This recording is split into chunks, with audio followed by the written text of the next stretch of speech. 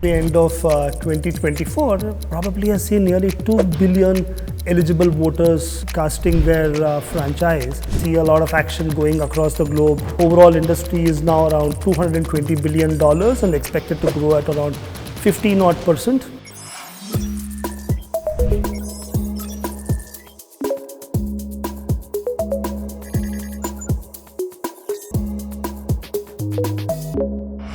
So we're pretty much coming to the end of 2024, which at least for me has been a fairly fast rolling year, quite eventful. Sometimes I wonder maybe would uneventful be a good one, but irrespective, I think across both professional, personal, been an interesting journey is what I would say. Before I talk about some of the aspects on the payments front, at a global level, I follow politics, geopolitics quite closely. That's one of my passion areas. Year 2024 probably has seen nearly 2 billion eligible voters casting their franchise. Nearly 70 countries, if I'm not wrong, going for elections. And in the context of India, I guess we had a good 2 months of interesting chatter. Hopefully we'll now see a lot of action going across the globe in the betterment of economy, people's lives, etc. When I have to look at the overall global context, one interesting area that stood out was the event of the cloud strike.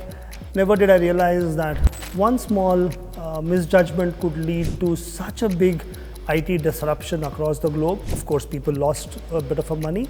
But more importantly, it just shows that we need to be a little careful when how we kind of look at IT deployments, technology deployments. And the other thing, of course, is the dependence that we have on technology.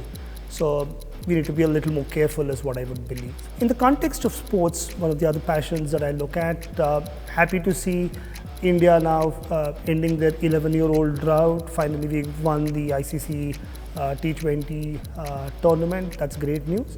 The other thing, of course, our Paralympians, I think, made all of us quite proud. A record haul. I was up late into nights and watching and seeing how well our Indian athletes were performing. While the Olympics itself was probably not one of the best performances, I'm proud that the hockey team, the men's hockey team, is making us proud. 2 back-to-back medals. I think we are back to our glory days, and that's very nice for me.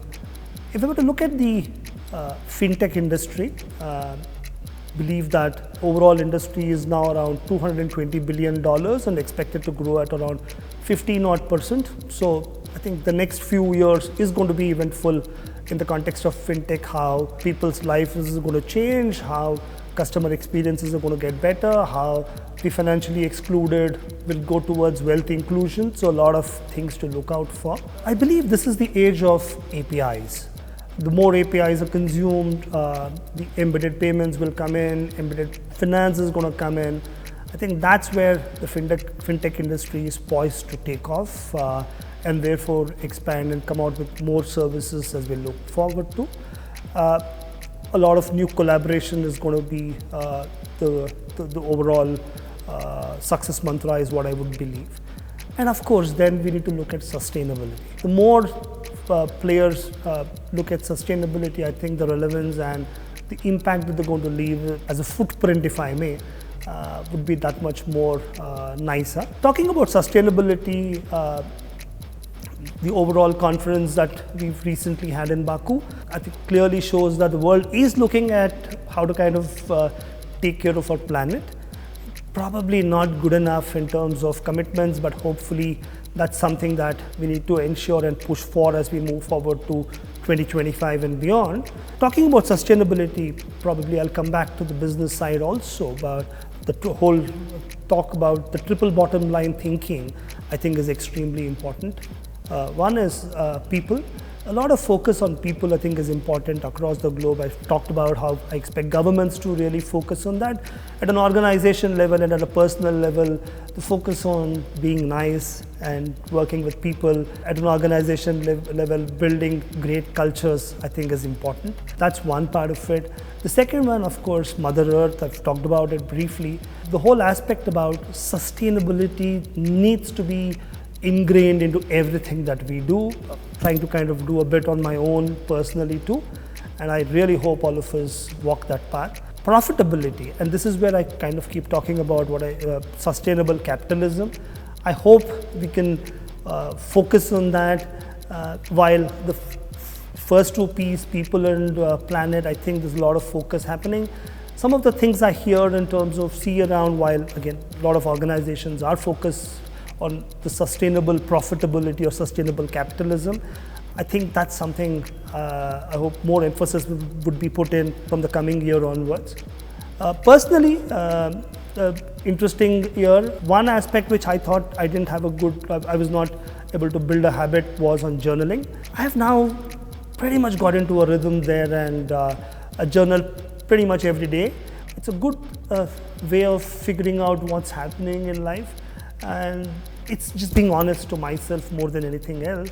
And that's actually been quite nice is what I would say. The book reading for the first half year was a bit of a slow movement, but I think I've picked up and I've now back to my a little over one book a week, focused on geopolitics, philosophy, history. And the more I read, I realize I'm that much more ignorant, and that makes me want to read more. Hopefully that is something that I will continue. Overall, looking forward to 2025. A lot of things to do both on the professional and personal fronts. Wishing everyone a great year ahead.